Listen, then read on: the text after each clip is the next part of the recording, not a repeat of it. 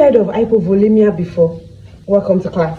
Hypovolemia is a condition when there's a reduction in the circulating blood volume, leading to decreased tissue perfusion, and if left untreated, it can lead to shock, that is hypovolemic shock, and also multi-organ failure. Multi-organ failure is when some organs that are supposed to be receiving blood are no longer receiving blood, so they fail.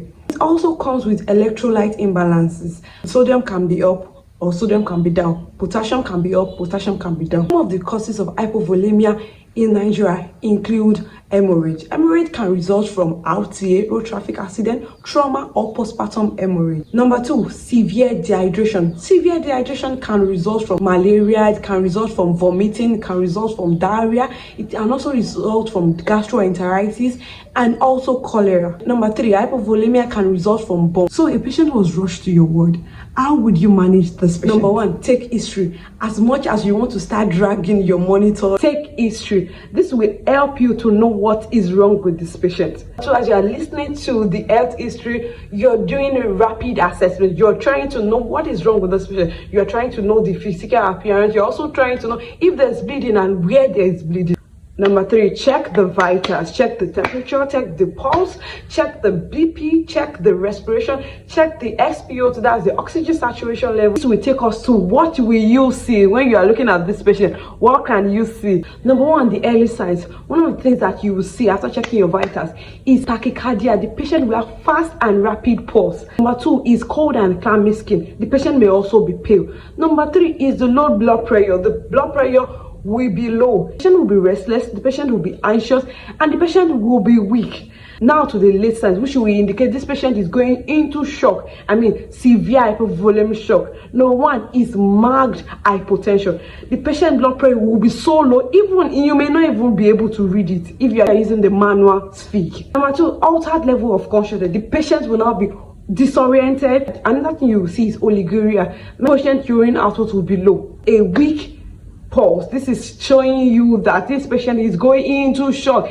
The first thing you have to do is to assess the level of consciousness. Mr. Olawale, how are you doing? Can you hear me? Now the patient is not responding. You're going to go to the airway. Hypovolemia is an emergency. Everybody in the team needs to do one thing or the other. Then you want to check the airway. You want to check if there's secretion in the mouth of the patient. So you want to tell someone to move in the suctioning machine. Another thing you will check for is breathing. Check the patient's respiration. Check the SpO2. Now, if the patient's SpO2 is low, please start oxygen therapy. At least you can give the patient high flow rate of 6 liters for a start, even up to 8 liters. Then circulation. Check the circulation. Put the patient in a supine position with the face facing up.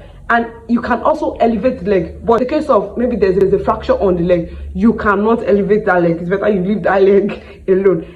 As this is going on, you want to establish IV access. 2 IV access. Start IV fluid.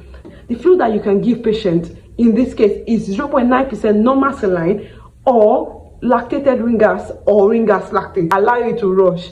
Now, while also being conscious of elderly, patients with renal disease, and also patients with congestive heart failure. In that case, you don't want to create another problem, which is fluid overload. And you can check for fluid overload by listening to the lung sounds if there's going to be crackles. So you will know that there's fluid overload. So in the case of this set of people, you want to try to rush 1 liter instead of 1 to 2 liters for a normal patient. Then control bleeding. For bleeding, please try as much as possible to control bleeding.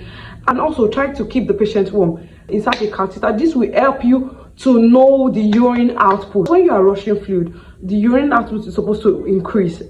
For a patient with a normal renal function. So strict input and output monitoring is so essential with patients with hypovolemia. While you are trying to gain the IV access, you want to take blood sample. You want to send blood sample for PCV. You want to send blood sample for hemoglobin, grouping and cross-matching, UCR, electrolyte, urea and creatinine, blood sample for full blood count, and also blood glucose level, most especially for children. Also imaging if the cause is due to trauma. Now, ongoing management. Keep checking the vitals. Check the temperature, the pulse, the blood pressure, the respiration, the SpO2. Has to know the state of the patient after your initial resuscitation. Number 2, transfuse the patient. If the hemoglobin result came at less than 7 grams per dl, please, you have to transfuse the patient and check for transfusion reaction. Daily weight measurement. Keep monitoring the weight of the patient regularly. Skin to go, you have to, this is the elasticity of the skin. Now if you pinch the skin, for a normal skin patient that is not suffering from hypovolemia, the skin is to come back to its original position immediately.